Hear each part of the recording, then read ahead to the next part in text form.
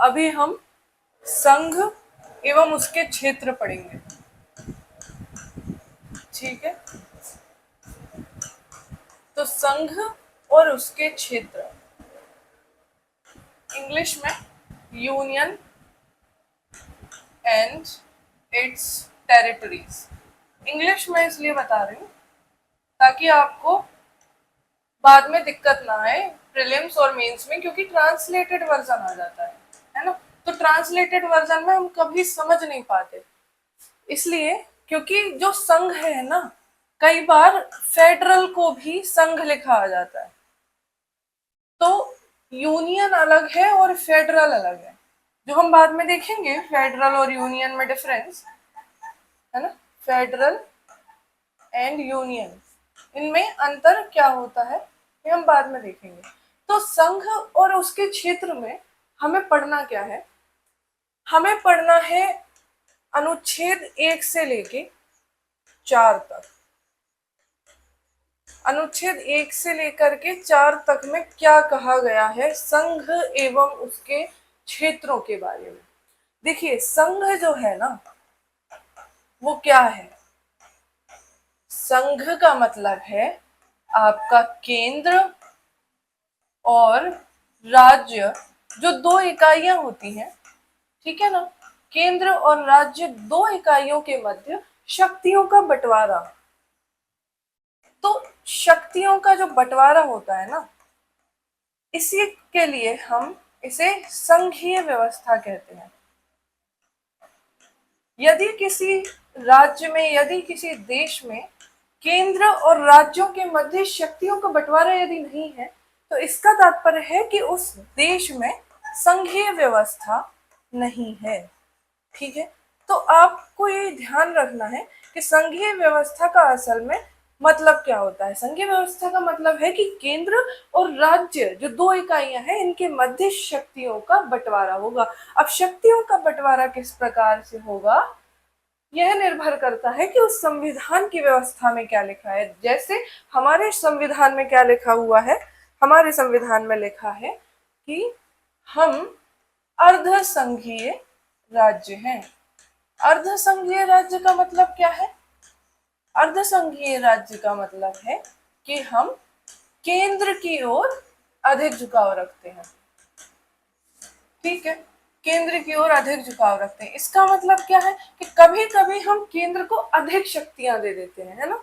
तो केंद्र को जब हमने अधिक शक्तियां दी थी, तो उस दिन जैसे हमने आपातकाल वाले पाठ में पढ़ा था कि जब शक्तियां केंद्र को अधिक मिल जाती हैं, कब मिल जाती हैं? आपातकालीन स्थिति में मिल जाती हैं, है ना। अवशिष्ट जो सूची है उसके विषयों पर कानून बनाने की शक्ति केंद्र के पास है। ठीक है, और ये जो अर्धसंघीय व्यवस्था है ना, ये हमने कनाडा से ली है। तो हमने कनाडा के संविधान से अर्धसंघीय राज्य की व्यवस्था ली है, केंद्र की ओर झुकाव वाली। अर्धसंघीय व्यवस्था वाले कई राज्य हो सकते हैं, लेकिन केंद्र की ओर झुकाव वाली व्यवस्था कनाडा में थी, इसलिए हमने कनाडा को बेस मानकर, आधार मानकर केंद्र की ओर झुकाव वाली व्यवस्था अपना ली। ठीक है, तो ये तो हो गया कि संघीय व्यवस्था क्या है ना। तो अब हम जो अनुच्छेद 1 की बात कर रहे थे ना, अनुच्छेद 1 में हम क्या पढ़ते हैं, क्या लिखा गया है अनुच्छेद 1 में? अनुच्छेद 1 में लिखा गया है कि जो देश है उसका नाम क्या होगा। तो हमारा देश क्या है? भारत। तो इसको लिखा गया इंडिया। क्या लिखा गया? इंडिया, जो कि भारत है। बात आ रही है समझ में? तो इंग्लिश में इसको बोलते हैं इंडिया दैट इज भारत। इसका मतलब इंडिया जो कि भारत है। तो इंडिया और भारत दोनों का प्रयोग क्यों किया गया? दोनों का प्रयोग इसलिए किया गया क्योंकि संविधान निर्माता जो है वो इस मत पर एक मत नहीं हो पाए, एक मत उनका नहीं बन पाया कि देश का नाम क्या रखा जाएगा, इंडिया रखा जाएगा या फिर भारत रखा जाएगा। तो अंत में यह निर्णय हुआ कि देश का नाम दोनों रखते हैं, इंडिया भी रखते हैं और भारत भी रखते हैं, ताकि किसी के बीच कोई झगड़ा ना हो, शांति से सारी चीजें संपन्न हो जाए। ठीक है, तो इंडिया जो कि भारत है। अब और क्या लिखा अनुच्छेद एक में? अनुच्छेद एक में लिखा कि यह राज्यों का एक संघ है। ठीक, तो राज्यों का संघ है। इसको संघीय राज्य नहीं लिखा। अब क्यों नहीं लिखा, इस पर विचार करना पड़ेगा कि राज्यों का संघ और संघीय राज्य का मतलब क्या है। और इसको संविधान निर्माताओं ने स्पष्ट किया कि यह राज्यों का समूह भी नहीं है। तो फिर ये क्या है? क्या इतना कंफ्यूजन है, इतना संदेहास्पद क्यों बनाया हुआ है इसको कि हर जगह हमें सोचना पड़ रहा है कि ये क्यों है, ये क्यों नहीं है? तो राज्यों का संघ क्यों है, संघीय राज्य, और राज्यों का समूह क्यों नहीं है? तो जो राज्यों का संघ है ना, इसका नाम राज्यों का संघ रखने के दो कारण बताए संविधान निर्माताओं ने। एक तो यह है कि यह राज्यों के बीच किसी समझौते का परिणाम नहीं है। तो राज्यों के बीच कोई समझौता नहीं हुआ। जैसे अमेरिका में क्या हुआ था, यूएसए में, कि 50 जो राज्य थे ना, उस समय 13 राज्य थे, अब 50 है। 13 राज्यों ने मिलकर के कहा कि हम एक संयुक्त राज्य अमेरिका बना लेते हैं। तो 13 राज्यों के बीच समझौता हुआ और फिर संयुक्त राज्य अमेरिका बन गया। परंतु भारत में ऐसा नहीं हुआ कि मध्य प्रदेश, महाराष्ट्र, गुजरात, पंजाब ये सब मिलकर के आए और बोले चलो भारत बनाते। नहीं, भारत पहले से ही था। ठीक है, लेकिन राज्य जो है, राज्य एक देश का भाग है, ना कि राज्यों ने मिलकर के देश बनाया है। तो क्या बोला मैंने कि यह एक तो समझौते का परिणाम नहीं है। बात आ रही है समझ में? समझौते का परिणाम नहीं है। और दूसरे में बोला जा रहा है कि इनको विभाजित नहीं किया जा सकता। विभाजित नहीं किया जा सकता। अब कैसे विभाजित नहीं किया जा सकता? मतलब 4 राज्य मिलकर के ये बोल दें कि नहीं अब हम भारत में नहीं रहेंगे, तो ऐसा नहीं किया जा सकता। ठीक है, तो इसका मतलब ये है, जबकि अमेरिका में क्या होता है, यदि राज्य चाहें तो मिलकर के एक अलग, फिर से अलग संघ का, देश का निर्माण कर सकते हैं। तो ये किस में होता है? ये विभाजित नहीं हो सकते, और दूसरा ये किसी समझौते का परिणाम भी नहीं है। ठीक है, तो इसी वजह से यही कारण है कि इसको क्या बोलते हैं, विभक्त राज्यों का। भारत को क्या बोला जाता है? विभक्त राज्यों का अविभाज्य संघ। ठीक है, विभक्त राज्यों का अविभाज्य संघ। इसका मतलब ये है कि राज्य तो विभक्त हो सकते हैं, लेकिन संघ अविभाज्य रहेगा। अब राज्य कैसे विभक्त हो सकते हैं? जैसे आप देखिए, मध्य प्रदेश से छत्तीसगढ़ बना, है ना, उत्तर प्रदेश से उत्तराखंड बना, पंजाब से हरियाणा बना। तो इस तरीके से जो राज्यों का विभाजन हो रहा है, नए नए राज्यों का गठन हो रहा है, इसको बोला विभक्त राज्यों का अविभाज्य संघ। ठीक है, बात आई समझ में? तो विभक्त राज्यों का अविभाज्य संघ कहा गया। ठीक है, अब अनुच्छेद 2 पर आ जाते हैं। अनुच्छेद 2 में क्या बोला गया? अनुच्छेद 2 में बोला गया कि यदि नए राज्यों का प्रवेश करना है तो संसद के पास यह अधिकार है कि वह नए राज्यों के प्रवेश के लिए कानून बना सकती है। अब ये कौन से नए राज्य हैं? वो नए राज्य जो भारत में पहले से नहीं है। इसका मतलब भारत में पहले से नहीं है, लेकिन पहले से क्षेत्रीय रूप में अस्तित्व में है। ठीक है, तो भारत में तो नहीं है पहले से, लेकिन क्षेत्रीय रूप में अस्तित्व में है। क्या मतलब है इस बात का? जैसे कि सिक्किम को हमने संविधान संशोधन के द्वारा भारतीय राज्य में शामिल किया। तो हमने भारतीय राज्य में जब सिक्किम को शामिल किया, तो उसको हमने कहा कि ये राज्य पहले से अस्तित्व में था, लेकिन भारतीय राज्य का भाग नहीं था। इसलिए भारतीय राज्य का भाग बनाने के लिए अनुच्छेद 2 में प्रावधान किए गए हैं। बात आई समझ में? फिर अनुच्छेद 3 में क्या प्रावधान किए गए हैं? अनुच्छेद 3 में बोला गया है कि नए राज्यों का गठन, नए राज्य, इनका गठन किया जा सकता है, सीमाओं में परिवर्तन किया जा सकता है, मतलब उसकी सीमाएं बढ़ाई जा सकती हैं, घटाई जा सकती हैं, उसका नाम परिवर्तित किया जा सकता है।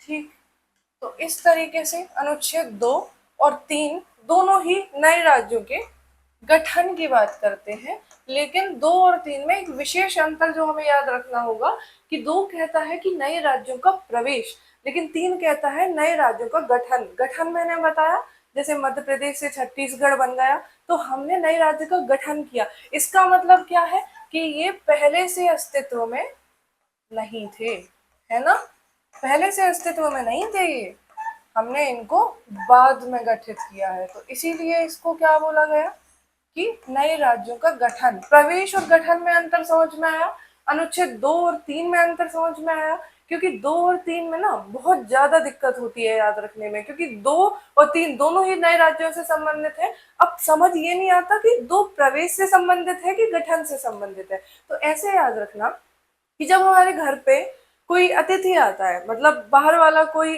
आता है, तो उसके आव भगत के लिए हम कितने आतुर रहते हैं कि अरे देखो मेहमान आए हैं, हम कम खा लेंगे लेकिन उनके लिए कम नहीं होना चाहिए, है ना। तो मैं ये उदाहरण इसलिए दे रही हूँ आपको, ताकि आपको ये याद रहे कि हम अपने से भी पहले बाहर वालों को देखते हैं। तो जब बाहर वालों की बात आएगी तो अनुच्छेद 2 की बात करेंगे, है ना। तो अनुच्छेद 2 की बात करेंगे कि हमने बाहर से राज्यों का प्रवेश करवाया पहले, तो पहले राज्यों का प्रवेश करवाएंगे बाहर से और उसके बाद हम गठन करवाएंगे राज्यों का। तो अनुच्छेद 2 और 3 में ये अंतर आ जाता है। अब अनुच्छेद 4 क्या कहता है? अनुच्छेद 4 कहता है कि अनुच्छेद 1, 2, 3, 1, 2, 3, इन तीनों में यदि कोई भी परिवर्तन किया जाना है तो उसके लिए अनुच्छेद 368 के अंतर्गत, अनुच्छेद 368 के अंतर्गत संविधान संशोधन की आवश्यकता नहीं है। बात आ रही है समझ में? अगर अनुच्छेद 368 के अंतर्गत संविधान संशोधन की आवश्यकता नहीं है तो फिर कैसे संशोधन किया जाएगा इनमें?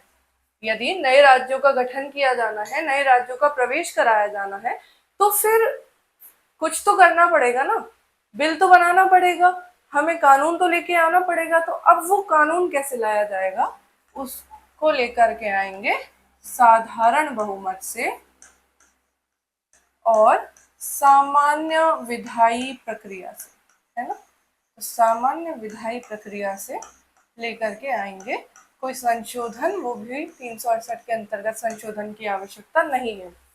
लेकिन यदि कानून लेकर के आया जाना है तब क्या करना होगा? संसद में कानून लाने से पहले संसद जो भी लेकर के आ रहे हैं उनको राष्ट्रपति से पूर्व मंजूरी लेनी होगी। बात आ रही है समझ में? पूर्व मंजूरी लीजिए कि राष्ट्रपति जी, हम ऐसा कानून लेकर के आना चाहते हैं कि मध्य प्रदेश का नाम उत्तर प्रदेश कर दिया जाए, ठीक है।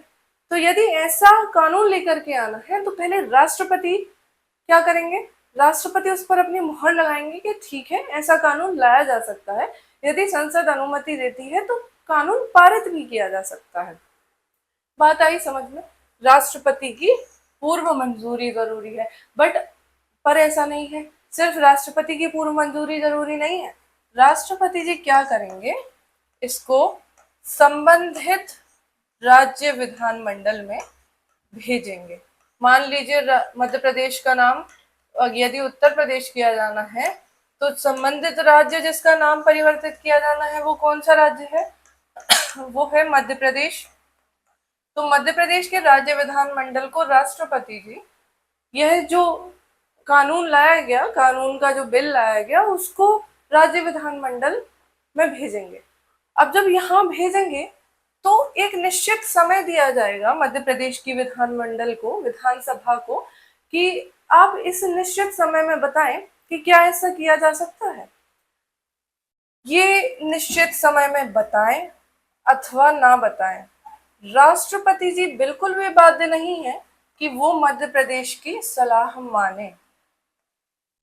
स्पष्ट लिखा गया है कि राष्ट्रपति जी इस बात से बाध्य नहीं होंगे कि उस संबंधित राज्य विधानमंडल ने निश्चित समय से पूर्व ही उस पर अपनी सिफारिश या उस पर अपनी अनुमति, सहमति दे दी है। तो वो निश्चित समय से कोई मतलब नहीं है, ये राष्ट्रपति का विवेकाधिकार है कि वो उस पर मंजूरी देते हैं कि नहीं। लेकिन यह विवेकाधिकार लिखा हुआ नहीं है, तो आप इसको उनका विवेकाधिकार ना माने। तो राष्ट्रपति के जो विवेकाधिकार होते हैं वो वे मंत्रिमंडल की सहमति से ही करते हैं, है ना। उनको मंत्रिमंडल की सहमति आवश्यक होती है। ये बात आई समझ में कि किस हिसाब से राष्ट्रपति जी उस बिल को आगे बढ़ाते हैं। ठीक है, अब एक जगह रेफरेंस ये आता है कि संघ, भारतीय संघ, ऐसा लिखा होता है कि भारतीय संघ एवं भारतीय राज्य क्षेत्र में क्या अंतर है। ठीक है, तो भारतीय संघ, भारतीय राज्य क्षेत्र में, भारतीय संघ का तात्पर्य है केंद्र और राज्य, और भारतीय राज्य क्षेत्र का तात्पर्य है केंद्र, राज्य और क्या, ऐसे क्षेत्र जो भविष्य में अधिग्रहित किए जा सकते हैं, भविष्य में अधिग्रहित किए जा सकते हैं। यदि आज हम पूरा पीओके का उदाहरण सही नहीं आएगा इसमें, मान लीजिए हम पाकिस्तान को ही ले लें, अधिग्रहित कर लें, तो भारतीय राज्य क्षेत्र की परिभाषा में पाकिस्तान आ जाएगा, है ना। तो ये जो है, ये केंद्र, राज्य और जो भविष्य में अधिग्रहित होंगे वो सभी क्षेत्र भारतीय राज्य क्षेत्र के अंतर्गत आते हैं, और भारतीय संघ के अंतर्गत केंद्र एवं राज्य आते हैं। और संघ शासित प्रदेश आप जानते ही हैं, जैसे दिल्ली एक संघ शासित प्रदेश है। मांग चल रही थी पूर्ण राज्य बनाने की, लेकिन बनाया नहीं गया। ठीक है, तो अब कुछ राज्य ऐसे होते हैं जिन्हें विशेष राज्यों का दर्जा दिया जाता है। विशेष राज्यों के दर्जे के लिए जरूरी है कि कुछ वो विशेष अर्हताएं पूरी करें। तो ऐसे लगभग 11 राज्य हैं जिन्हें विशेष राज्यों का दर्जा दिया गया है ना। और इन विशेष राज्यों के लिए संविधान में विशेष प्रावधान भी किए गए हैं। तो जब इस तरीके से विशेष प्रावधान विशेष राज्यों को किए जाते हैं, दिए जाते हैं, तो हम अपने संविधान को कहते हैं असम्मित, या हम अपने संघवाद को कहते हैं असम्मित संघवाद। यानी कि शक्तियों का बंटवारा सम्मित रूप से नहीं हुआ। अब सम्मित रूप से शक्तियों का बंटवारा नहीं हुआ का क्या मतलब है। सम्मित रूप से शक्तियों का बंटवारा इसलिए नहीं हो पाया कि मध्य प्रदेश, राजस्थान, इनको अलग प्रकार की शक्तियां हैं, और अरुणाचल प्रदेश, नागालैंड, उनको अलग प्रकार की शक्तियां दी गई हैं। इनको ज्यादा शक्तियां दी गई हैं। इनके भूमि इत्यादि के मामलों में राज्य हस्तक्षेप नहीं कर सकता। इनकी परंपराओं, प्रथाओं, रीति रिवाजों, संस्कृति, रहन सहन, इसमें राज्य हस्तक्षेप नहीं कर सकता। तो ये जो है, ये असम्मित संघवाद का हिस्सा है, और इसे हम असम्मित संघवाद कहते हैं। बात हुई क्लियर। अब आते हैं कि भाषा के आधार पर राज्य बनाने का क्या विवाद था और उसको कैसे सुलझाया गया और किस तरीके के परिणाम सामने आए। तो भाषा के आधार पर जो विवाद था उसके लिए ये था कि एक भाषा एक राज्य। तो सामान्यतः ये जो विवाद चला, ये उठा, ये दक्षिण भाषी जो राज्य थे उनके बीच उठा। जो द्रविड़ भाषा परिवार था उनके लिए उठा कि अगर तमिल भाषा कोई बोल रहा है तो एक राज्य, तेलुगु बोल रहा है तो एक राज्य, ठीक है। तो इस वजह से सबसे पहली समिति बनी, वो थी धर आयोग। धर आयोग ने कहा कि आप एक भाषा एक राज्य नहीं बना सकते, ठीक है। तो इन्होंने कह दिया कि एक राज्य एक भाषा आप नहीं बना सकते, कुछ भी करो पर ऐसा नहीं होगा कि तमिल वालों को अलग राज्य दे दिया, मराठी वालों को अलग दे दिया, गुजराती वालों को अलग दे दिया, जो भी उस समय नहीं बने थे उस हिसाब से। फिर दूसरी बनी जेवीपी समिति, यानी कि जवाहरलाल नेहरू जी, वल्लभ भाई पटेल और पट्टाभी सीतारमैया साहब, तीनों ने मिलकर के एक समिति बनाई। इन्होंने क्या कहा, इन्होंने कहा कि कंसीडर, मतलब हम सोच सकते हैं कि भाषा के आधार पर राज्य बनाया जाए, लेकिन एक भाषा एक राज्य नहीं बनेगा, है ना। तो एक भाषा एक राज्य नहीं बनाया जा सकता। अब तीसरी समिति बनी फजल अली समिति। अब फजल अली समिति में तीन लोग कौन कौन थे, इसमें थे के फजल अली साहब खुद, फिर थे के एम पन्नीकर साहब, और कौन थे, और थे हृदयनाथ कुंजरू, जिनको हम एच एन कुंजरू भी कहते हैं। तो ये तीन लोग इस समिति में थे और इन्होंने कहा कि भाषा के आधार पर राज्य बनाया जा सकता है। उसका कारण यह था कि 1953 में आंध्र प्रदेश का निर्माण करना पड़ा जबरदस्ती, क्योंकि पोटी श्रीरामुलु वह कई दिनों के, लगभग 56 दिनों के आमरण अनशन पर बैठ गए कि यदि आप आंध्र प्रदेश का निर्माण नहीं करेंगे तो हम मर जाएंगे, आमरण अनशन पर बैठ गए। तो अब क्या हुआ कि इनकी मृत्यु हो गई आमरण अनशन पर बैठे बैठे। तो मृत्यु के बाद वहां के जो लोग हैं, वहां की जो जनता है, वो बहुत उग्र हो गई और इस वजह से फिर आंध्र प्रदेश का निर्माण करना ही पड़ गया। तो फिर फजल अली आयोग ने बोला कि ठीक है, बना सकते हैं, लेकिन कभी भी आगे जाकर भी ऐसे विवाद ना आए, इसलिए उन्होंने कुछ अहर्ताएं बताई कि कब भाषा के आधार पर राज्य बनाया जा सकता है। उन्होंने बोला कि वहां पर विविधता कैसी है, प्रशासन हो पाएगा नहीं हो पाएगा, एकता है कि नहीं है, ठीक है, इन चीजों को लेकर के बनाया गया। ठीक है, तो संघ राज्य क्षेत्र में और भी कई चीजें हैं जिनको हम अब नेक्स्ट क्लास में डिस्कस करेंगे। ठीक है, थैंक यू।